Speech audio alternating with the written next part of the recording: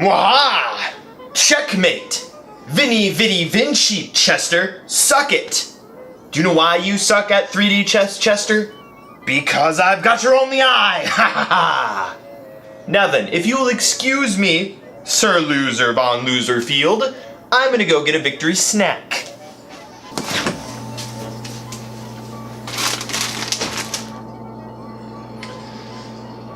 It's gonna be one of those days.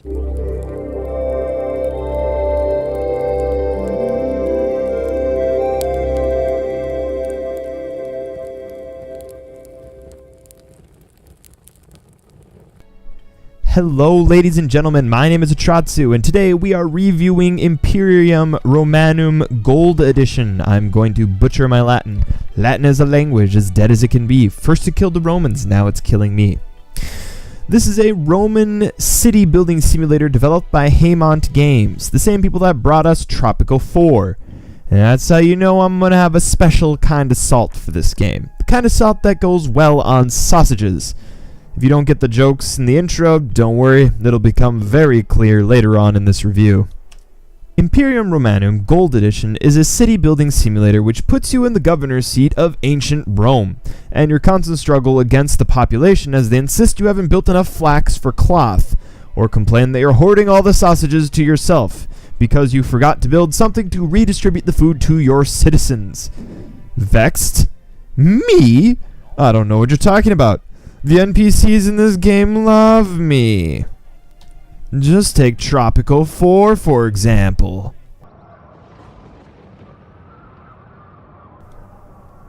No, wait, I take it back! Imperium Romanum Gold Edition has very similar mechanics to Tropico 4. So similar, in fact, I thought it was a knockoff title developed by somebody else. But it just turns out it was the predecessor to Tropico 4. And boy does it show. Down to the angry people running around lighting the nation on fire. Nero didn't burn down Rome. It was me, and my negligence to redistribute sausages. So the first thing to talk about in this game is the camera control and user interface. And oh boy, brace yourself. Whenever I deal with a game like Tropico 4, The Sims 3, Medieval Total War, or Imperium Romanum, I think to myself, how would a normal person get used to these controls? And I don't have an easy answer for you. I'm familiar with working in 3D space, so I eventually pick up on the tricks, unless you want to talk about my early Sims 3 experience. Never forget the legendary waffles. We now turn to the different game modes, or at least that's what I would say if I felt that any of these levels were distinguishable from each other. Alright, maybe I'm being a bit harsh. You slowly get introduced to more and more complexity in different types of buildings as you progress through the game in various scenarios and objectives, and the campaigns definitely distinguish themselves from each other. There's actually a lot of content in Imperium Romanum Gold Edition. Mind you, Gold Edition.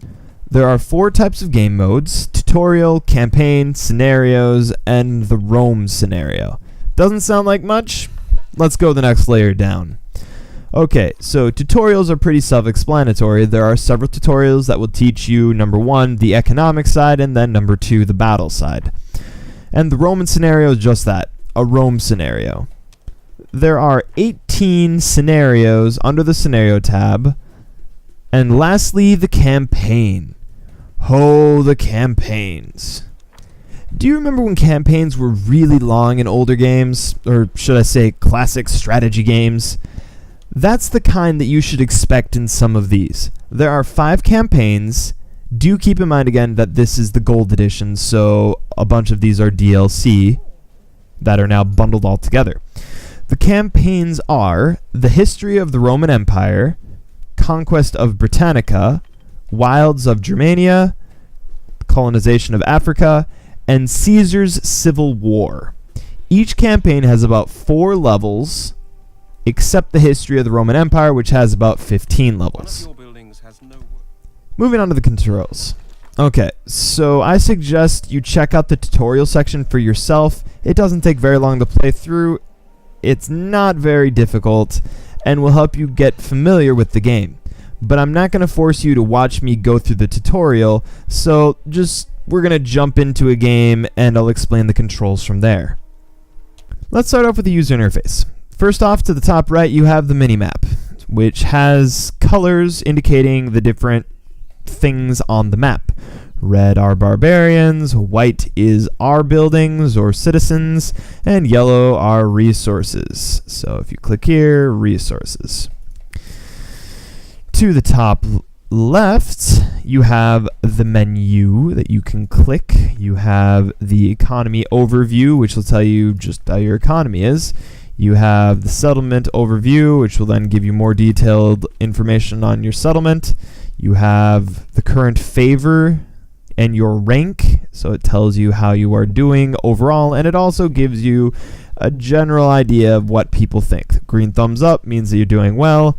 Red thumbs down means that you're not doing so well. You also have a time here that you can change. You can make it go faster by clicking on it, so you can switch to 3 or 5 to make it go really fast. And so you can see this guy here going all Speedy Gonzales around here. Where'd he go? Okay, never mind. You're just going to disappear right in the forum. I see how it is. All right, see these people? These people? There. They're going all Speedy Gonzales and like. Now then, as you've already seen, I am moving around the area with the controls, and that's where it gets to be a pain in the butt. Oh, side note, you have the tablets here. You draw the tablets, which will then give you different missions. So you build 10 houses, build a tailor shop, and then construct a tavern. You can only have 3 active at a time. You get the idea. These are your missions. This is what keeps you on objective. And once you're finished with these, then you ultimately beat the scenario or the campaign that you're working on, the level, if you will.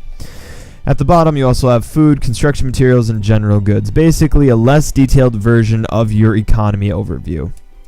Now then, you can select things with the left click, and you can select, say, like the well, or the houses, or the forum, or the resource depots. You can right click, and that will bring up what you can build. You have production workshop, military, food production, support, basic, aesthetic, public, and monuments. You can click into these, which will then zoom it in so that you can see the other ones. You can also, whoops, I thought you could right click. Okay, right click to bring it up. Left click to zoom in, left click again to zoom out. So that's the idea. Then you click again on this. You can put down a building. Some buildings have requirements, like, for example, a lumber mill. You can't have somebody chopping down trees where there are not trees, so you have to build it near trees. And then you can rotate the building with the mouse wheel, which will then adjust where it is going.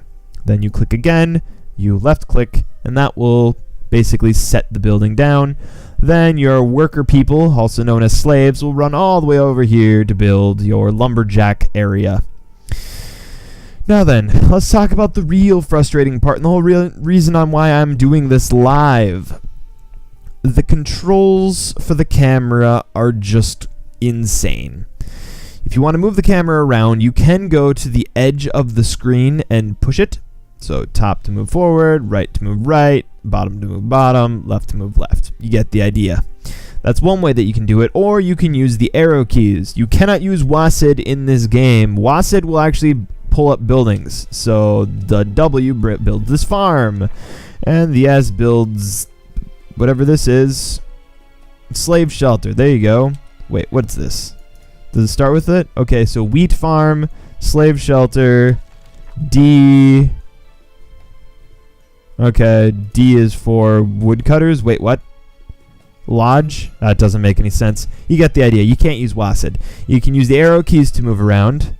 Also, you'll get notifications throughout the game. It looks like he's making a very rude gesture to me. These are crises. We're not going to talk about these. Yes, of course, they want meat and altars, but we're not going to listen to them because they're not the boss of us. You can use your arrow keys to move around. Look at this guy. This guy's just, he's angry. All right. Use the arrow keys to move around, and then what I do to rotate the camera, I click the middle mouse button, or if you will, the scroll wheel. You click the scroll wheel in, and then you can move the mouse to the right, and your camera moves to the right, to the left, moves to the left. You move it forward, and it rotates up, and you move it backwards, it rotates down. But then when it's not clicked in, scroll wheel in to zoom, scroll wheel out to zoom out. Pretty straightforward. It sounds simple. and it sounds like something that could be picked up fast, but it will probably be what takes the longest to get familiar with this game.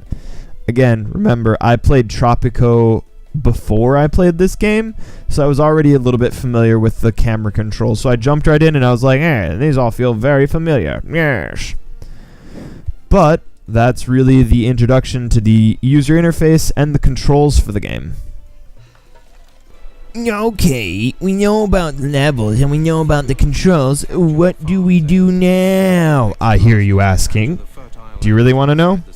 I don't think you really want to know.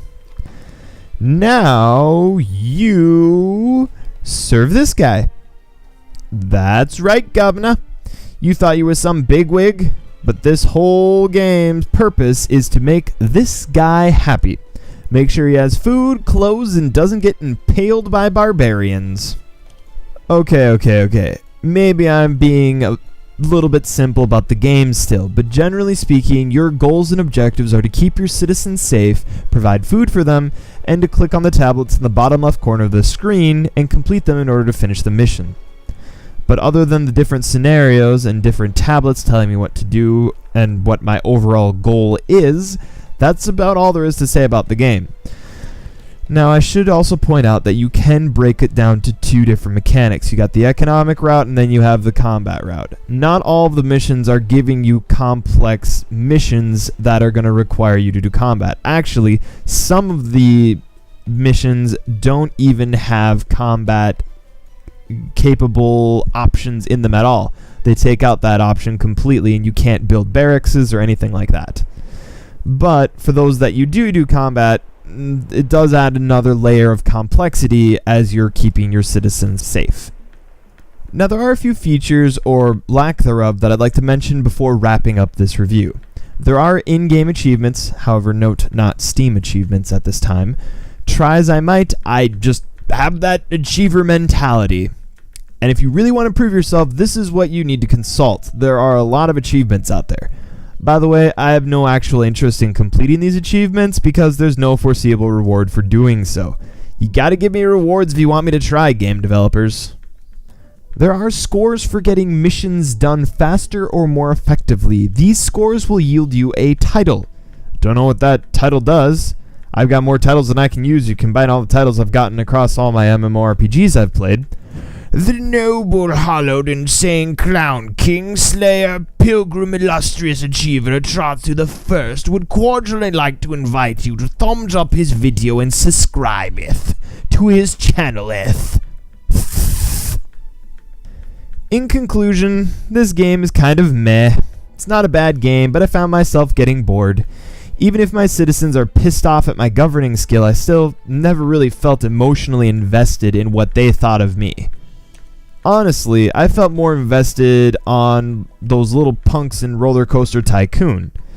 I feel like this was a great springboard for Haemimont Games developers to spring them into Tropico 4, as you can clearly see the groundwork laid in Imperium Romanum, which would later be brought back and polished a little more for Tropico 4. If this game's on sale, I'd say go ahead and pick it up. If you're really into the city building type of games, this should be right up your alley. Ha! Pun not intended. However, if you get bored easily, I'd suggest taking a skip on this game and picking up something more dynamic and strategic, like Civilization or the Total War games. But that's my opinion. Thank you very much for watching my review. As always, my name is Atratzu, and I approve this review. See you next time.